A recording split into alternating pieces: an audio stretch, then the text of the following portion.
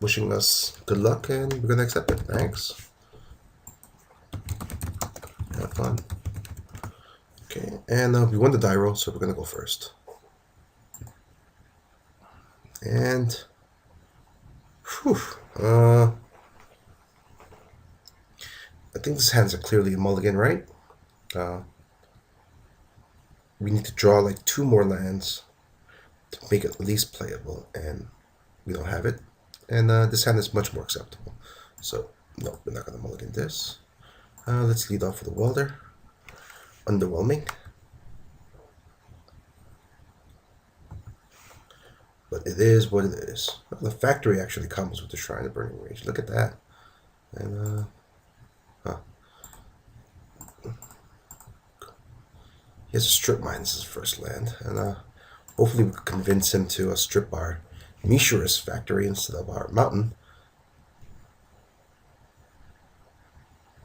Okay, let's try our green source.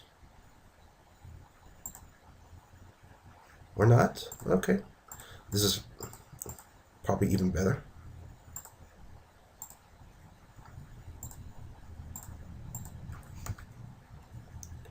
So Sulfuric Vortex is gonna put him in a 8-turn clock by himself. Shrine's gonna be ticking off, and Crucible of Worlds. Oh, he's gonna be this douche. Yeah. You're a douchebag. Gotta put this here.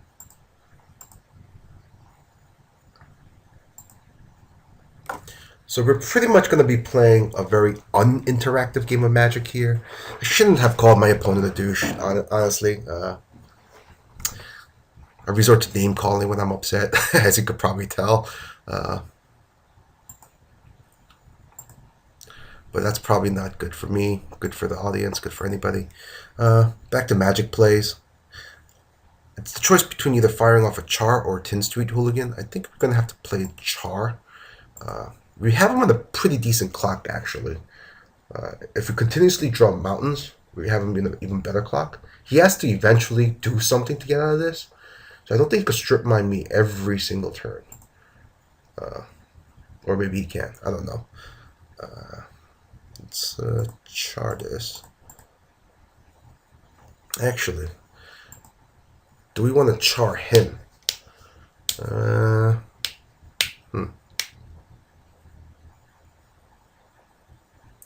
If we char him, he goes to 9. He has 5 turns to kill us. I don't think he can kill us in 5 turns.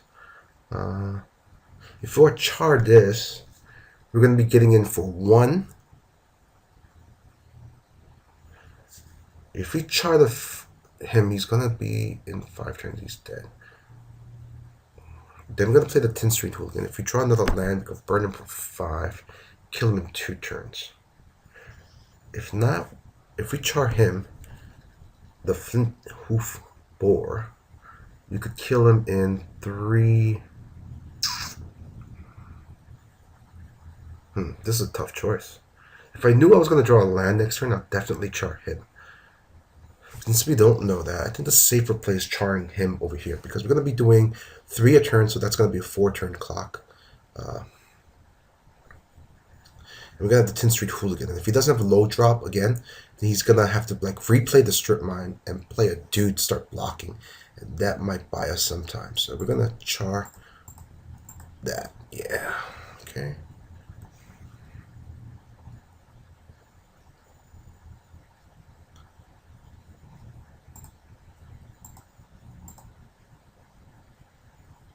Forest? Oh, sweet.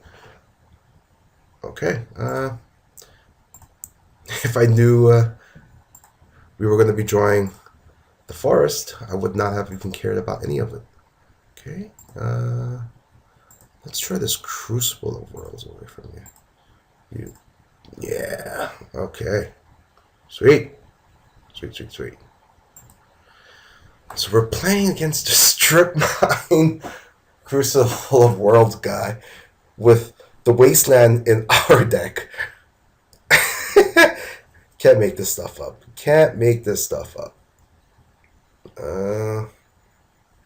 Okay.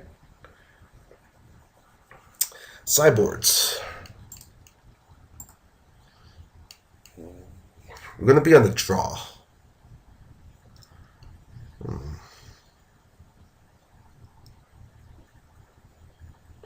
I don't think there's a good probability that he's going to be able to fire off that combo against us. But kind of makes me want to play an extra land just in case. And thank goodness we didn't keep the original hand with one land. Imagine him strip mining us repeatedly with one land starting. Sweet Jehovah. That would have been terrible. He does seem to be playing a lot of artifacts. So I think we're going to be playing the Goblin Mantle here. Clear out the way. Just pound, pound, pound. And you know what? As a concession to the fact that he does have the combo, I'm just going to be playing mono red and not splash to green. Although, no, that's silly. I was going to just make it mono red and not splash to green. The reason why I stopped myself is that I really wanted to destroy artifacts with the Tin Street Hooligan. So,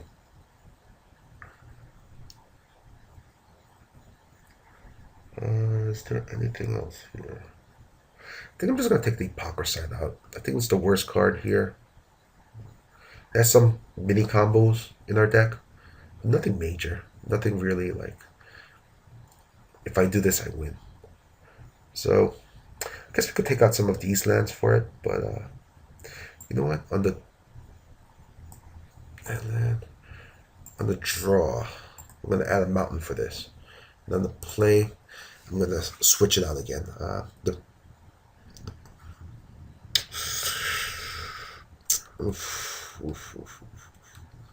Yeah, I think this is a keep. If you draw another land, it's only 1 out of a 14 chance, 13 chance, is it? Yeah, 1 out of 13 chance is going to be a forest. So that should be able to power off everything in our hand.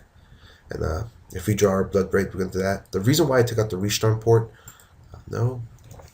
is that it's better on the play because we get to 2 mana first, and then we can start punishing him with sweet.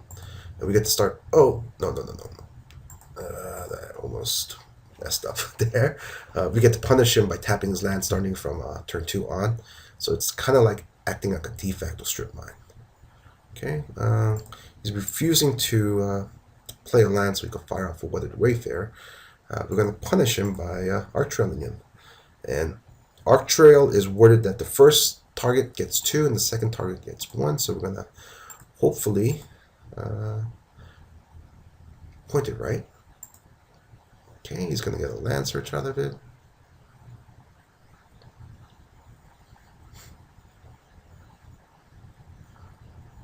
Which I guess is fine. He's getting the strip mine. I wonder if he has his obnoxious little combo again.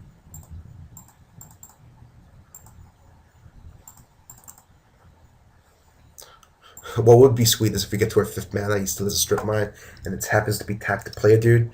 We just steal it from him and strip mine his own land. Yeah, that won't be like backbreakingly devastating, but it'll be pretty sweet, right? Okay, Forest there was probably the worst top deck. Period. Well, we have it. Maybe this will convince him to strip mine a forest because, you know, it's Crucible of Worlds already. That's our limited resources, but I don't think so. Since he has his combo on, even though we're going to be losing card advantage by using one of our hands, card spells in our hands to shoot him instead of the Spikeshot Elder, we might have to start doing that because, well, actually, we got to live the dream. This is sweet. Well, the point I was making before is that we want to use the cards in our hand instead of the Spikeshot Elder to shoot him, because we only have 2 red sources, and if he starts hitting our red sources and our lands, eventually we can't even play the cards in our hand, so we'll be doing more damage and using more of our cards and generating card advantage, even though we're losing cards in hand because we can't play them through using our spells instead of using the Spikeshot Elder. But that's not going to be a concern, is because we're going to blow him out by Zealous Conscripting. The thing that we scribed we're going to do turn 5 is going to happen turn 4, and It's real, and it's spectacular. That's all I gotta say. Bam! Foolish fool. Mountain. Let me get rid of the mountain. Sucker fool. Sucker fool. Alright, that was sweet. That could have been the most satisfying moment in the entire history of Cube Draft for me. Oh! And this douche does this.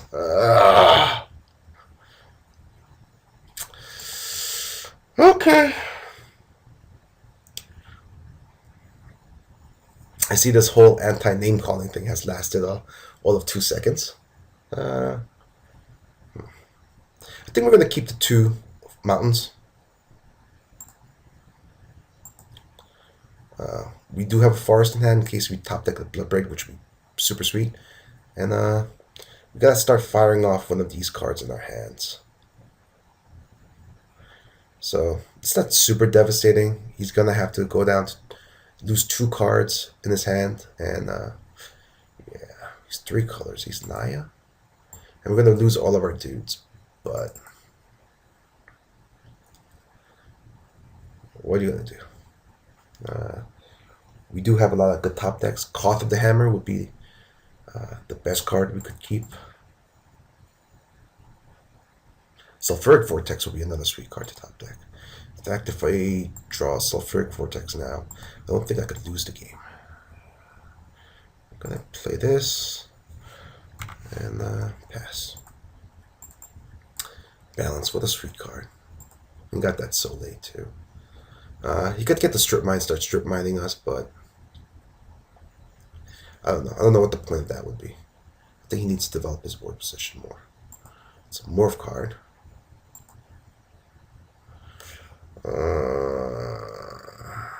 Okay, I'm gonna char him, bring him down to 7. The reason being is that I need to kill him. Even though I want to kill this, I can see what next card is and then Brimstone Volley this. This represents more lethal damage, more damage, and it opens up more possibilities. And bam, okay. Yeah.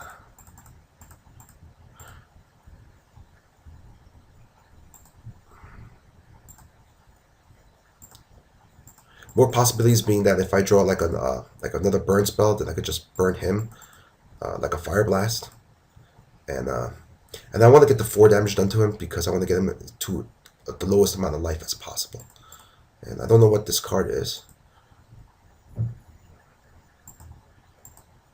but I don't think it's gonna matter. Okay, let's attack him in case he has something. 4. Tap out. He had an Exalted Angel. Okay, this was clearly the wrong play for him. He should have just attacked me, deal me 4, go up to 6, and then, do that, gain the life. But it doesn't matter since we're going to just burn him out with a Brimstone Volley. Because that would have brought him to 6 life, take 5, went out to 1. Probably wasn't going to be winning anyway, but it's better than chump blocking here. Our cards in our hand had to be non-burn spells. Yeah. Lame. Yeah, you're lame. Look at all these good cards in your hand. That did nothing. Okay. So, I guess he heard our name calling and decided to name call us with the lame. What a burn.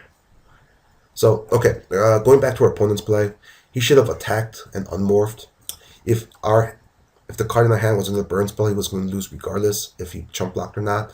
And this way, at least he gains 6 life, takes 5, went out to 1. And if we have all blanks in our hand, he gets to untap, hopefully draw something that's going to either kill the Thunder Mob, block it, and continues to gain life. Losing his 4 life a turn thing that could race us is to chump block is just the wrong play because he chumps back, goes up to 6. If we have a burn spell, we kill him in next turn anyway. So he has to play around the He can't play around the fact that we have a good card in the hand. He has to assume that it's a bad card, it's just lands, and play like our hand has nothing but lands, attack into it, and see if he could draw an answer. Okay, thanks for watching. We'll see you next round.